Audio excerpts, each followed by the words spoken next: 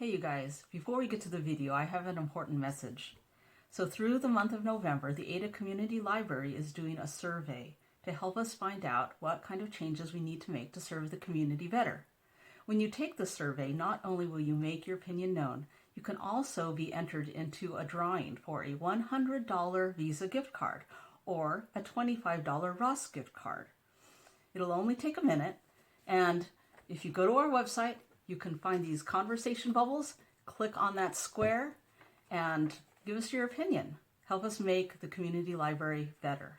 Thanks. Hi, I'm Linda from the Ada Community Library, and today we are going to be doing some science with the ever-popular gummy bears. Yes, we are going to be putting bears into some different solutions and see what happens. I have several of these bowls. They hold about half a cup of water. We're going to have 4 different bowls. One will have just a bear in it and no solution. That is our control bear. Then we will have one that has water in it. Then we will have one with water with some sugar dissolved in it. And the last one will have water with a lot of sugar dissolved in it. So we're going to put one bear in each of these bowls and watch it over time and see what happens to the bears. Now, if you had to make a guess or a hypothesis of what is going to happen to the bears, what would that be? Think about that before we actually see what's happening to the bears and see if you're right. And if you're not right, that's absolutely okay. That's what science is all about, is testing guesses or hypotheses. Okay, so let's get to it. Experiment set up. I know you can't see them, but there are labels on these. This is just an empty bowl. This bowl has water in it. This bowl has water and 2 tablespoons of sugar. And this bowl has water and 4 tablespoons of sugar dissolved in it. And I don't know if you can see it on your screen, but there's actually a color difference. This one's very clear. This one looks a little bit kind of yellow, and this one looks a little bit darker yellow. So this is going to be our control group. This is no water at all, and we're going to put a gummy bear in there. I guess I did not mention my gummy bears. Here they are. There's 4 of them. They're all the same size. They're all the same shape. They are different colors. So I'm going to put one gummy bear in here, and we're going to very carefully put one gummy bear into the water and one gummy bear into our solution with 2 tablespoons of sugar and one gummy bear into our solution with 4 tablespoons of sugar. Now, in order to prevent any evaporation, or at least minimize it, I am going to cover these all with a little bit of plastic wrap, and then we're just going to let them sit, and we will come back in a few hours and see what changes have occurred. Okay, so here are our gummy bears after 7.5 hours of soaking in these different solutions. Here is our control gummy bear, and he is just dry in a bowl. Here is our gummy bear that is just in water.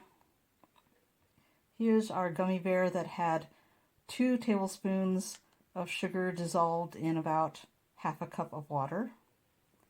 And here's our gummy bear that had 4 tablespoons of sugar dissolved in half a cup of water.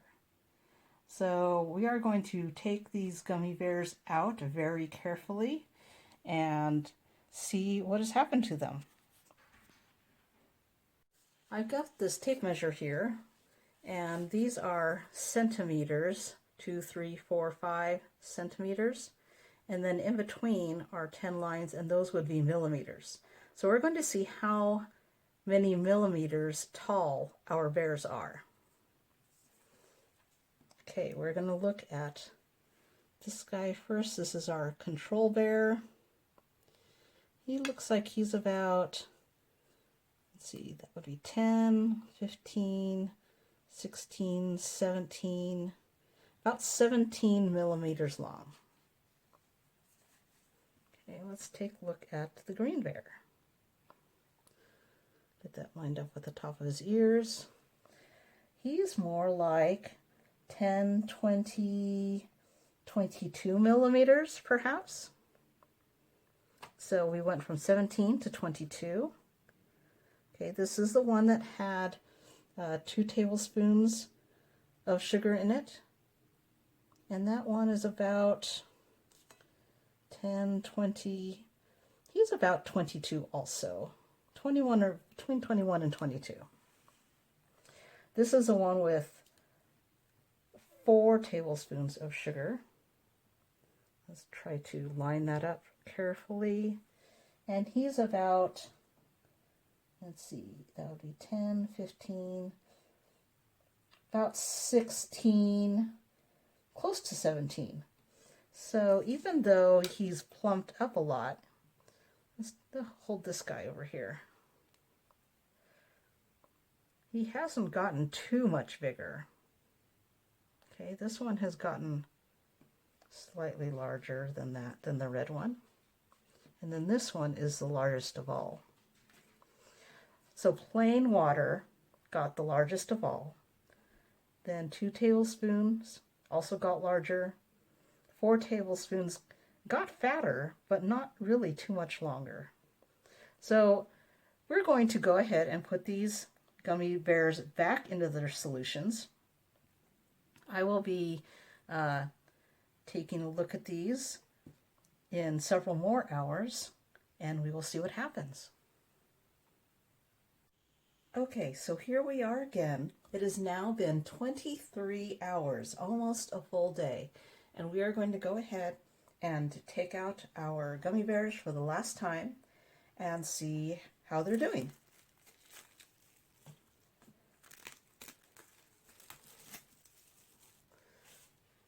All right, so here is our control bear.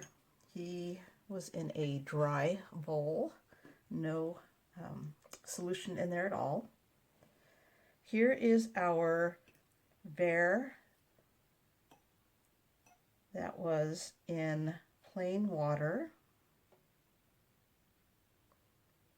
and he's much bigger. See how much bigger he is than the other bear. Here is our bear that was in the bowl with 2 tablespoons of sugar.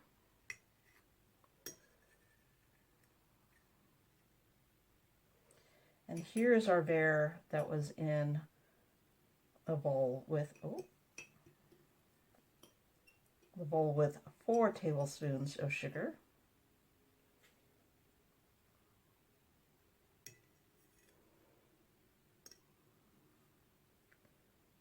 Okay, I'm going to just scoot them together so that you can see the relative size easier.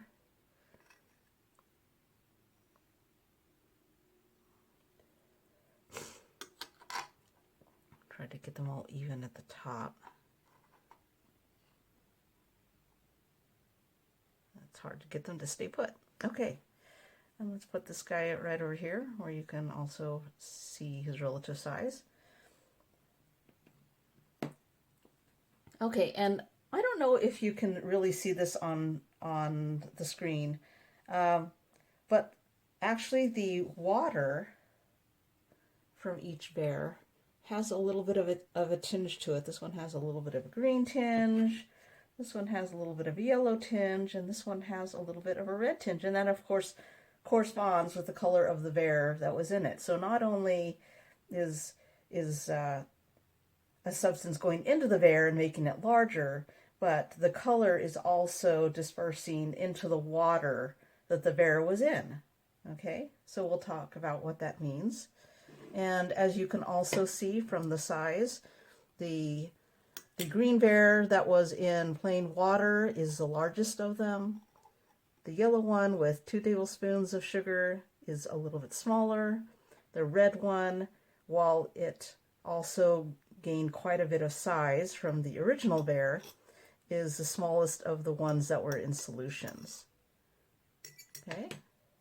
Now if we left these in the water longer, we would probably get bears that were even larger until they at some point started to fall apart and we wouldn't be able to even pull them out of the water. But you can see that this bear has gotten a lot bigger. In fact, we can go ahead and get our measuring tape.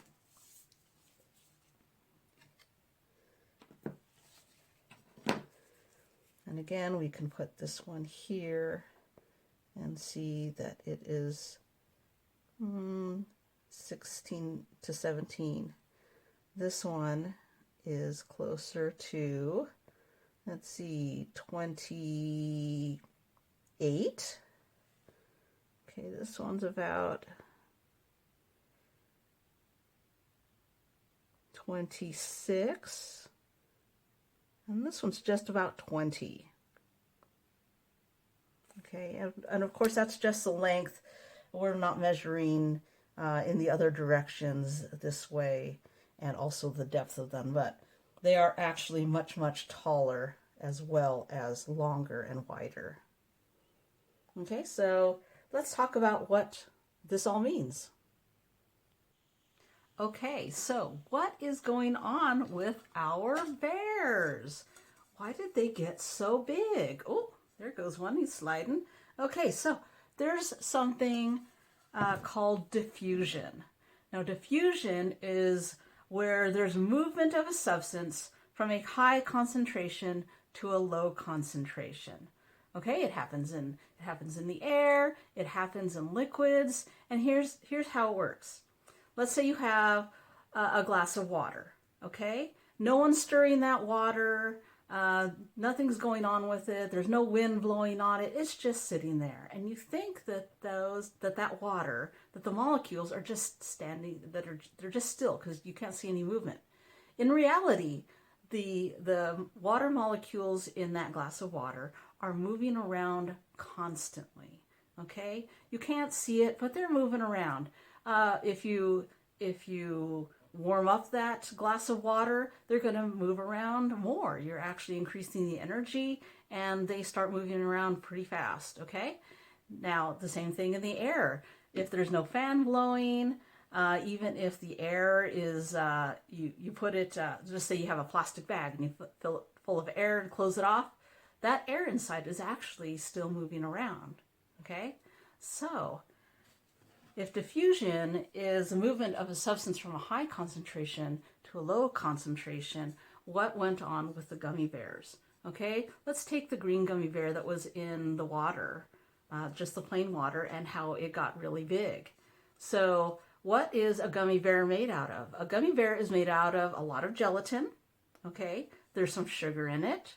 There's some food coloring in it, food dye, and then there's also some water in it, and that's why when you eat a gummy bear, it's nice and soft, unless it's been sitting out and dried out. So when you put it in the water wants to move from the high concentration in the liquid in the bowl to the low concentration of the water in the gummy bear. Okay, and so you have the water going into the gummy bear. Okay, and that's why the gummy bear gets bigger. Now, at the same time, do you recall that you saw like some green color in the water? I hope you were able to see that on your screen. That is because the dye wanted to move from the high concentration in the gummy bear to where there was no food dye in the solution. And so we saw that over time, even though there was no stirring, there's no agitation of the liquid and the bear. That dye moved from inside the gummy bear to the solution. Okay, now, what about the red gummy bear? If you recall, that one was in a solution that had quite a bit of sugar in it. And so, because the solution already had sugar in it and the water was in there with the sugar, there was a lower concentration of water, okay? And so, less water entered the gummy bear. All right. So that is how diffusion works. It's very closely related to something called osmosis, and you can look that up on the internet and learn more about diffusion and osmosis. In fact, You will find this this experiment on YouTube sometimes, and they call it osmosis, but I actually think it's closer to diffusion because things are leaving the gummy bear as well as entering the gummy bear. Okay, so that is our gummy bear science today. I hope you've enjoyed it, and I hope you'll join me again soon. Bye.